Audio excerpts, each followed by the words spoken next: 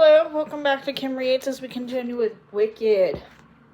One brisk afternoon, he set off on a preparatory package of bright wooden toys for the children and a jewel torque for Samira. The pack train was going to the Great Kells via the northern route.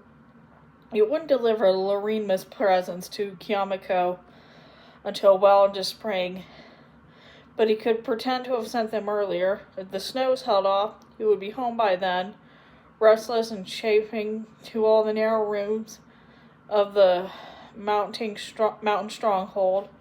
But maybe he would get him the credit for thoughtfulness.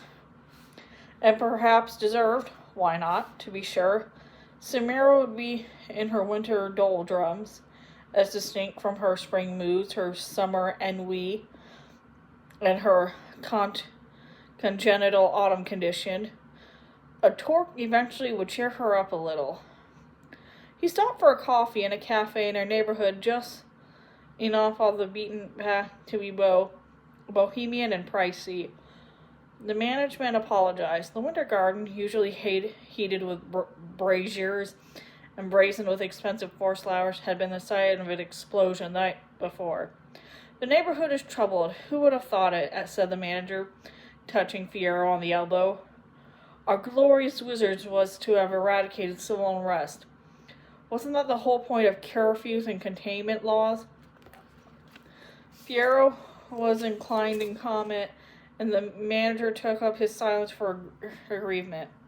I've moved a few tables in my private parlor up the stairs, if you don't mind roughing it amidst my family memorabilia, he said, leading the way. Finding good Munchkinlander help to repair the damage is getting harder, too. The Munchkinlander tick-tock touch, there's nothing like it. But a lot of our friends in the service sector have gone back to their eastern farms, sacred of violence against them. Well, so many of them are so small. Don't you think they would have seemed to provoke it? They're all cowards, he interrupted himself to say. I can tell you have no Munchkinlander relatives, or I would not comment this way. My wife is from Nest Hardings, said Fiyero, lying unconvincingly, but the point was made.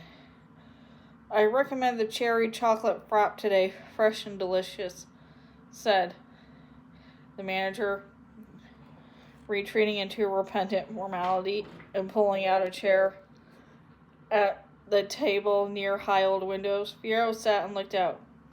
Our fretted shutter had warped and couldn't fold back against the outer wall as designed, but there was still enough of a view. Roof lines, ornamental chimney pots, the odd high window stuffed with dark winter pansies, and pigeons swooping with scissoring like lords of the sky. The manager was that of a particular stock. After so many generations in the Emerald City, it seemed like a separate ethnic strand. The paintings of his family showed the bright, grimlet hazel eyes and refined receding hairlines on men and women alike, and plucked onto the scalps of children, too, in the fashion of the Emerald City, upwardly yearning middle class. At the sight of simpering boys in pink satin with frizzy-headed lapdogs, and girls in womanish dark rouge and pledging neckline, revealing their innocent lack of breasts, Fiyero felt the sudden longing again for his own cold and distant children. Though bruised by their particular family life, and who wasn't, in his memory, Irgi, Manic, and Nor managed more integrity than those hot-headed scions of a family on the make. But that was cruel, and he was responding to artistic convention, not the actual children. He returned to gaze out the window, and when the order came, to avoid hideous art and to avoid people in the salon. Having coffee in the winter garden below usually provided a view of vine-covered brick walls, shrubs, the occasional marble statue of some improbably beautiful and vulnerably naked stripling. However, from a flight up, one could see overall into an interior muse area One part was the stable, another part neighborhood toilet, apparently, and just within the range of his vision was the wall broken by explosion. Some sort of twisted, thorny wire netting had been erected across the opening, which led into a schoolyard. As he watched, one of the doors of the adjacent school was pushed open, and a small crowd emerged, shaking and stretching in the sunlight. There seemed to be, Fiyero appeared, a couple of elderly quadling women and some adolescent male quadlings, straplings with early mustaches making a bluish-colored shadow against their own fine-lined rose-rust skin. 5, 6, 7 quadlings, and a couple of stout men who might have been part Gillikinese, it was hard to tell. A family of bears. No bears. Smallish red bears. A mother, a father, and a toddler. The little bear went unerringly to some balls and hoops under the stairs. The quadlings made a circle and began to dance. The old ones with a rhythmic step joined their hands with the teenagers and moved in the Wilderson's patterns. In and out, as if making a clock face that reversed the clock movement of time. The stocky Gillikinese men shared a cigarette and gazed out the wiry barrier across the street and the wall. The red bears were more dispirited. The male sat on the wooden edge of a sandlot, rubbing his eyes and combing the fur below his chin. The female moved back and forth, kicking at the ball just enough to keep the cub occupied, and stroking the bowed head of her mate. Fiyero sipped his drink and inched forward. If there were, 12 prisoners, and only a wire fence between them and freedom, why didn't they rush it? Why were they separated into racial and species groups? After 10 minutes, the doors opened and a Gale Forcer came out, trim, and yes, Fiyero had to admit it at last, terrifying. Terrifying in the brick red uniform with green boots and the emerald cross that quarreled the breast of his shirt, one vertical strap from groin to high starch collar, the other strap from armpit to armpit across the pectorals. He was only a youth whose curly hair was so blonde as to look nearly white in the winter sun. He stood with his legs apart on the step of the school's veranda. Though Fiyero couldn't bear a thing through the crow's window, the soldier apparently gave a command. The bear stiffened, and the cub began to wail and clutch the wall to itself. The Gillikinese man came and stood quintessentially ready. The quadlings ignored the order and kept on with her dance. They swung on their hips, and they sold their arms at his shoulder tight, moving their hands in a symphoric massage, though what it meant Fiyero could only guess. He had never seen a quadling before. The Gale Forcer raised his voice. He had a truncheon and a thong looped at his waist. The cub hid behind the father, and the mother could be seen to growl. Worked together, Fiyero found himself thinking, hardly aware he could have such a thought. Work as a team. There are 12 of you and only one of him. Is it your difference from one another that keep you docile, or their relatives inside who will be tortured if you make a break for freedom? It was all speculation. Fiyero couldn't tell the dynamics of the situation, but he was riveted. He realized his hand was open, palm against the glass of the window. Below, because the bears had not stood to join the lineup, the soldier raised his cudgel, and it came down on the skull of the cub. Fiyero's body jerked. He spilled his drink, and the cup broke, forcing porcelain shards on the buttery herringbone-laid oak flooring. The manager appeared from behind the green baize door and tutted and switched, and the drapes closed, but not before Fiyero had seen one last thing. Recoiled as if he had never hunted and killed in the 1,000-year grasslands, he averted his eyes, and they wheeled upward, where he glimpsed the pale blonde coin of faces, 2 or 3 dozen school children, the upper windows of the school, staring down with fascination and open mouths at the scene on their playing field. They had no concern for neighbors who have a business to run, bills to pay, and loved ones to feed, snapped the manager. You don't need to see those antics as you enjoy your coffee, sir.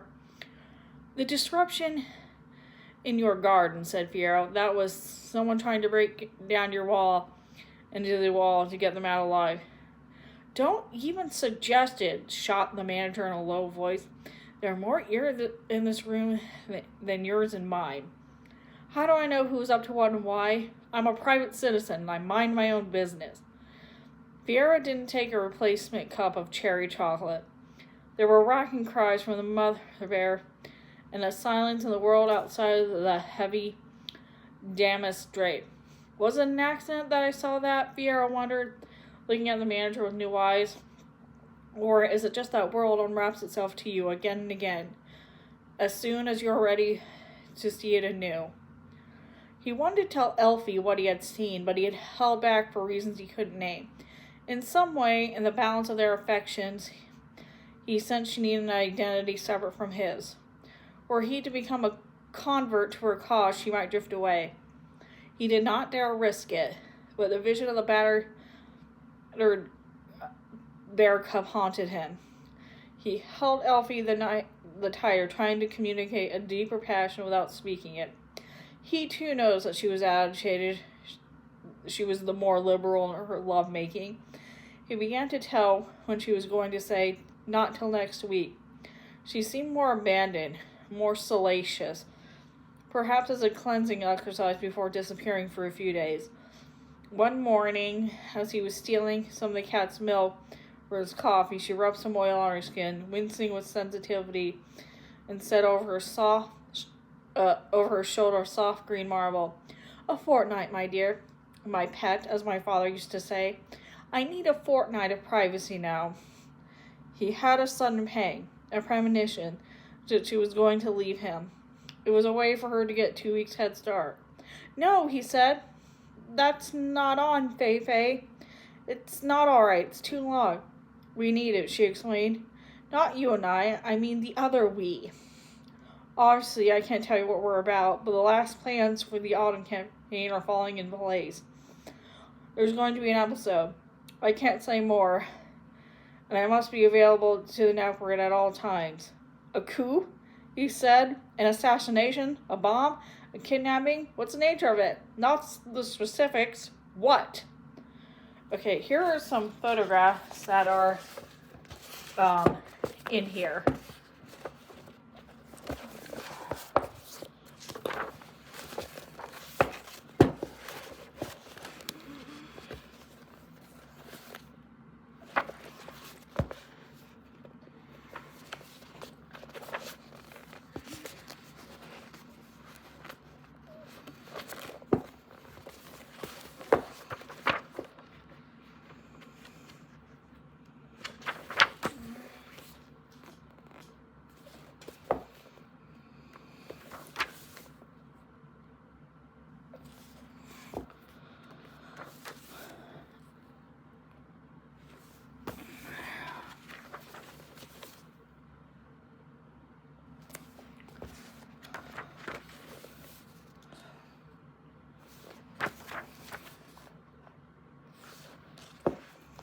Okay, now back to reading. "Not only can I not tell you," she said, "I don't even know. I'll told only my small part, and I'll do it. I know it's a complicated maneuver with a lot of interlocking pieces." "Are you the dark?" he said. "Are you the knife? The fuse?"